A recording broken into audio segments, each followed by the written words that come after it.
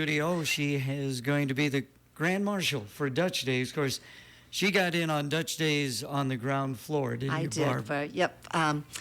Originally it was started by the Christian school as a fundraiser for their auxiliary, and they did a great job. They created a dinner under the leadership of Patty Ritzma, cooked a dinner, and they reached a point where they were feeding 800 people on a Friday night for Dutch Days, but they wanted to see it grow and then didn't have the capacity, so Patty Ritzma approached me about would I take this on as a community event.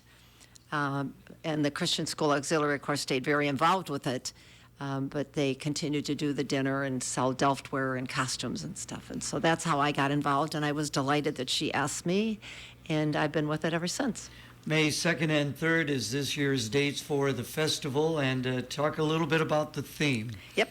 We always have fun picking our theme, and this year we had several good ones that were suggested to us, but we chose the 25th anniversary of the De-Immigrant Windmill in Fulton. I know you're shaking your head. You can't believe it, and we either, that it's been 25 years. And a wonderful coincidence for us is that the windmill opened on our 25th anniversary of Dutch Days. So last year we celebrated that 50, and this year we're celebrating the 25th anniversary. And I just want to make reference to the fact, and I'm sure somebody on that committee will come back and talk to you also, the actual celebration of the anniversary of the windmill will be the first weekend in June.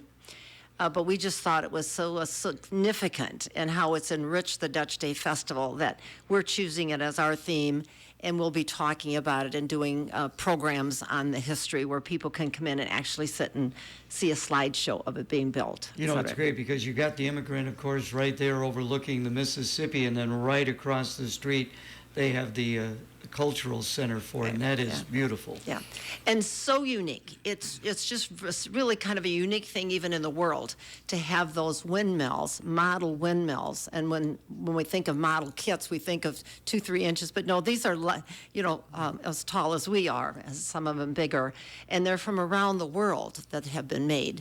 So it is really unique and very fascinating. I mean, the structures themselves are interesting, and then how the different countries use them for such a variety of things. Again, visiting with Barb Mask. Dutch Days Festival, always a lot of activities that are going on. How are things looking for this year? Good. It seems like every year there's something that takes a lot more of our time than usual. This year we spent a little more time looking for a flatbed truck for our stage. But we have one, and we're ready to go with that. Put a new sound system in place for this year, so we're excited about that because we had trouble with that one last year. So we're excited about that. And, you know, our children's activities that we started about 10, 12 years ago have become extremely important. The Discovery Center comes and does a variety of things. We have a petting zoo, we have a train ride, we have the inflatables, and our young families have greatly appreciated that. Otherwise, they came for a while, and kids in strollers and, you know, lost interest pretty quickly. And by adding all those activities, it has been just a real enhancement for young families that they can really come and pretty much spend the day. There's enough for everybody. But there are, of course, always those great traditional events.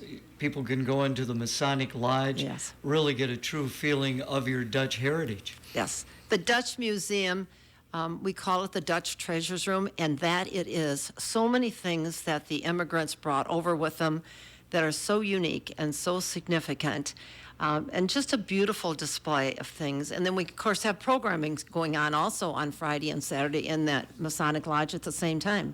So if somebody wants to just come in, and we'll have programs on the history of the windmill being built also. I always get to come over on Saturday and do the interviews in the morning. I get chance to talk to the wooden shoemaker.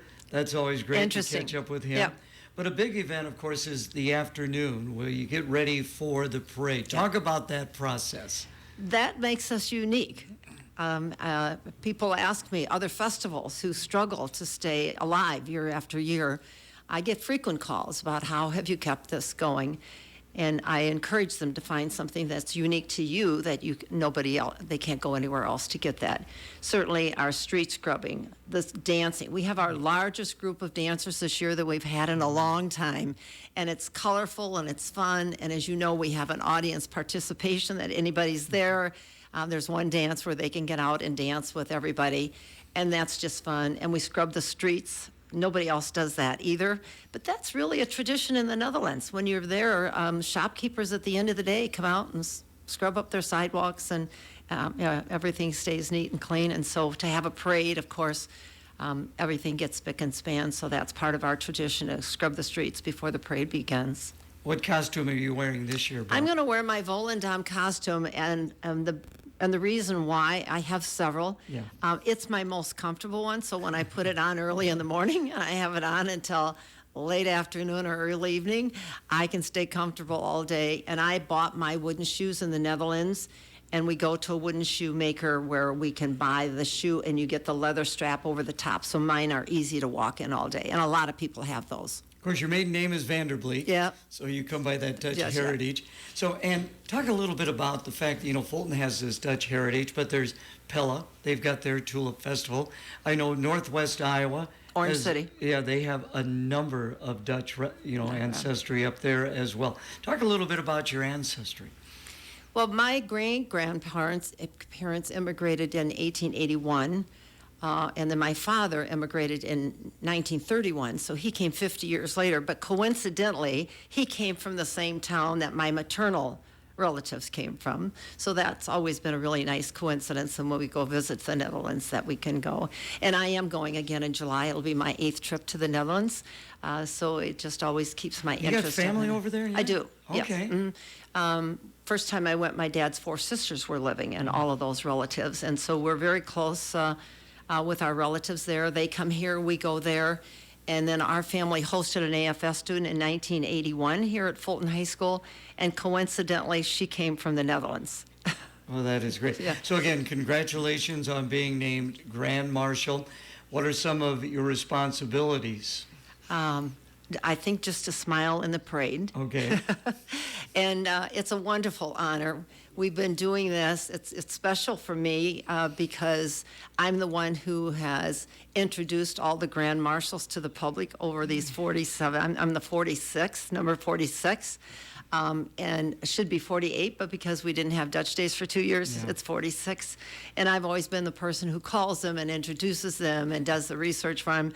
And so this has just been a little different for me, but it's an honor. And when we look at all the Grand Marshals on Sunday night at our church service, we introduce all of them again to the public. And just it's just a sea of wonderful people there who have done. It's all about volunteer work in a variety of organizations in Fulton. As always, great to see you. Thank you so Yeah. much. I'll be there on Saturday. Yeah, we May need to find an 3rd. award for you because Oh, no. What is That's this? You're okay. 48th. You've never missed. Well, yeah, that's right. Yeah, 48 years you've been coming. So we have to not make you Grand Marshal, but we need to find some kind of award for you, Gary. Well, good. I don't want to be the Grand Marshal. I don't think we have any Dutch blood in my family on either side. So, Barb, thank you so much. Thank you, Gary. It's always a pleasure. Coming up will be a check of the weather. Country Plants and More Greenhouse All right, at thanks. 4213 140th Street, 1 mile west of okay. Andover, is open for the season. Find all your bedding plants, perennials, early vegetables, and more. Hours are Monday through Friday, 8 to 6, Saturday, 8 to 4, and Sunday, noon to 4. Stop by and see what they have to offer. Country Plants and More Greenhouse, 4213 140th Street, 1 mile west of Andover. Call Lois at 682-7563 or her cell at 212-5053 for more information. Clinton National Bank's